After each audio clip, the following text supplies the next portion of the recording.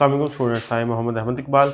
आज हम डिस्कस करने वाले हैं क्लास 10 के चैप्टर 14 करंट इलेक्ट्रिसिटी को। आज हम डिस्कस करने वाले इसके फर्दर प्रीव्यू क्वेश्चंस को 14.11 से 14.14 तक, यानी कि 11 से 14 तक है हमारे पास आज कंप्लीट हो जाएंगे शॉर्ट क्वेश्चंस हमारे, या क्वेश्चंस रिव्यू क्वेश्चंस। तो इसको फर्स्ट क्वेश्चन है हमारे पास है, इसका 11th है कि 14.11 के determine the equivalent resistance of series combination. हमने सीरीज कॉम्बिनेशन की इक्विवेलेंट रेजिस्टेंस को फाइंड करना है, यानी कि आर ई को फाइंड करना है। ये है हमारे पास क्या है, एक लॉन्ग क्वेश्चन है। इसको आप हमारे प्रीवियस लेक्चर में भी दे सकते हैं या फिर इसको बुक्स भी कंसल्ट कर सकते हैं कि ये एक लॉन्ग क्वेश्चन है। इसको आप डिटेल के साथ डिस्कस कर सकते हैं, वहां से है। नेक्स्ट क्वेश्चन की तरफ बढ़ते हैं। Describe briefly hazards of house hold electricity, यानी कि जो घर में हम इलेक्ट्रिसिटी इस्तेमाल करते हैं उसके हैजर्ड्स को हमने डिस्कस करना है। क्या है कि हमारे पास है सम फॉल्ट्स इन इलेक्ट्रिकल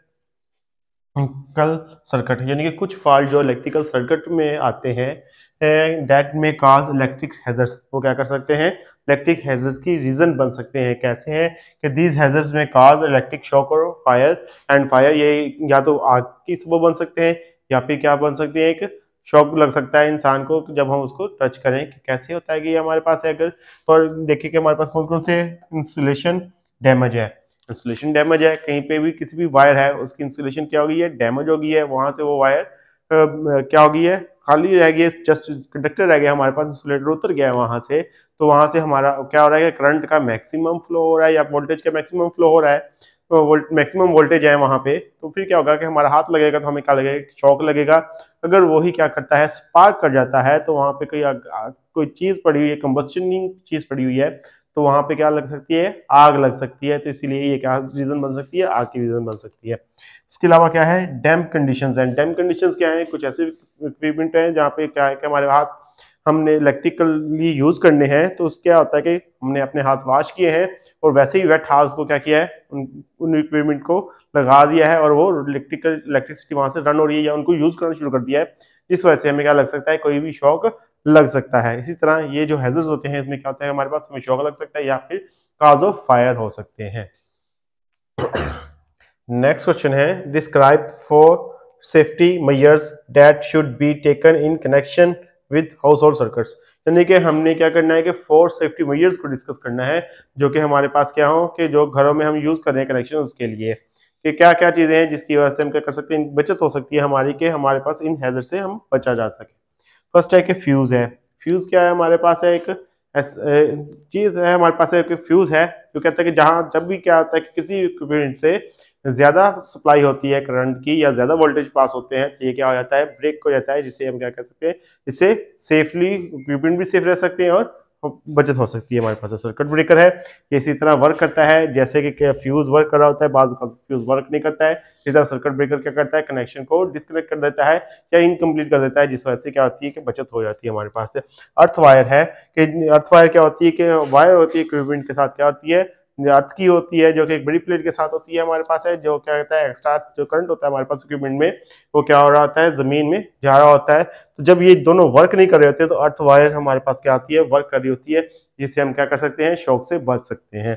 फोर्थ क्या है हमारे पास है, प्रिवेंट सर्किट ओवरलोड है। हमारे पास सर्किट क्या है, ओवरलोड नहीं होना चाहिए, यानी कि घर में सारे के सारे इक्विपमेंट्स क्या है, एक ही टाइम में नहीं रन करने चाहिए, अप्लायंसेस जितने भी हैं एक टाइम में नहीं करने चाहिए, बल्कि ताकि इससे ये हो कि सर्किट के ऊपर लोड ना हो, वो सर्किट ओवरलोड ना हो जाए, इससे क्या हो सकते हैं, नुकसान हो सकते हैं। तो हमारे पास इसके सेफ्टी मेजर्स थे 4।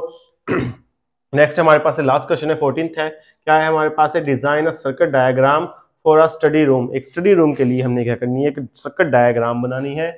फर्स्ट क्या है हमारे पास है, इसमें क्या क्या चीजें रिक्वायर्ड है, 100 वाट लैंप है, एक 100 वाट लैंप है ऑपरेटेड बाय 1 स्विच, जिसको हमने क्या करना है, एक स्विच से ऑपरेट करना है। और सेकंड कंडीशन क्या है हमारे पास है, 1 रीडिंग लैंप है, एक रीडिंग लैंप है फिटेड विद 40 वाट बल्ब, जो कि 40 वाट बल्ब के साथ फिटेड है, which can be switched on and off from 2 points, जिसको हम 2 पॉइंट से क्या कर सकेंगे, ऑन या ऑफ कर सकेंगे। आगे है थर्ड पार्ट, इसका क्या है, what is the advantages of connecting equipments in parallel instead of series, यानी कि हम इक्विपमेंट को पैरेलल क्यों कनेक्ट करते हैं सीरीज की बजाय।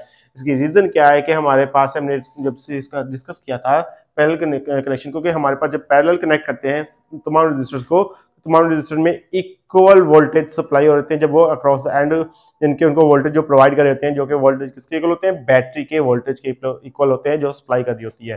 तो इसीलिए हम क्या करते हैं, इनको पैरेलल कनेक्ट करते हैं। क्या लिखा है हमने इसका आंसर पहले कि इन पैरेलल कम्बिनेशन में वोल्टेज इज सेम, वोल्टेज क्या होते हैं हमारे पास, सेम होते हैं अक्रॉस ईच इक्विपमेंट, हर एक इक्विपमेंट के across, therefore we use parallel combination, इसलिए हम क्या करते हैं, पैरेलल कम्बिनेशन को यूज करते हैं। अब हम आते हैं अपने दो पार्ट्स की तरफ है, ए एंड बी के, जहाँ पे हमारे पास क्या है, एक लैंप है, एक हमने रूम में स्टडी रूम की हमने वायरिंग करनी है। तो सबसे पहले हम क्या देते हैं, यहाँ पे हमारे पास क्या मौजूद है, एक लैंप मौजूद है, ये हमारे पास एक ये लैंप मौजूद है, एंड देन हमारे पास क्या है, एक सेकंड लैंप यहाँ पे मौजूद है।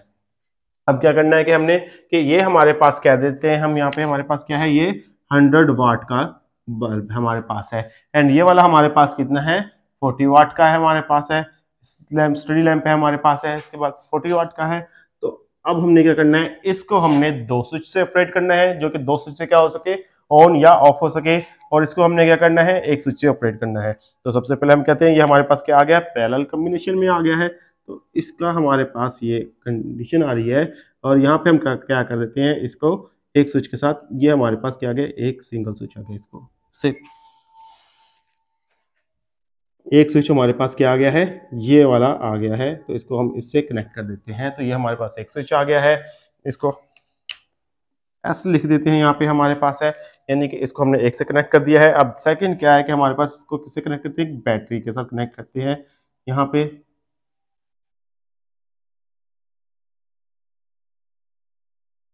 ये नेगेटिव टर्मिनल है एंड ये पॉजिटिव टर्मिनल है। अब क्या करना है कि हमने इस बैटरी को क्या करना है, कनेक्ट करना है एक और स्विच के साथ। अब ये देखें कि हमारे पास क्या बन गया, एक और स्विच बन गया। ये क्या हो गया हमारे पास, ये S1 आ गया, एंड ये हमारे पास क्या आ गया, S2 आ गया, या फिर ये एक नाम दे दें हम इसको, S1 का नाम दे देते हैं, या फिर इसको S2 का नाम देते हैं, वो चीज़ ये है। इसका कनेक्शन को कंप्लीट करते हैं हम, तो ये आ गया हमारे पास है। अब ये देखें कि हमारे पास इस पैरेलल कॉम्बिनेशन में ये जो स्विच है 100 वाट का जो है हमारे पास है, बल्ब है, जो क्या है, एक स्विच के साथ कनेक्टेड है, ये जो किसके साथ कनेक्टेड है, S1 के साथ है, जबकि जो 40 वाट का बल्ब है S2 और S1 के साथ कनेक्टेड है। तो इस तरह हम क्या कर सकते हैं, इसको सर्किट डायग्राम को ड्रा कर सकते हैं अपने पेपर में, अगर हमारे पास ये वाला क्वेश्चन आ गया। आई होप स्टूडेंट्स आपको आज का लेक्चर समझ आया होगा। आज के लिए इतना काफी है। अल्लाह हाफिज।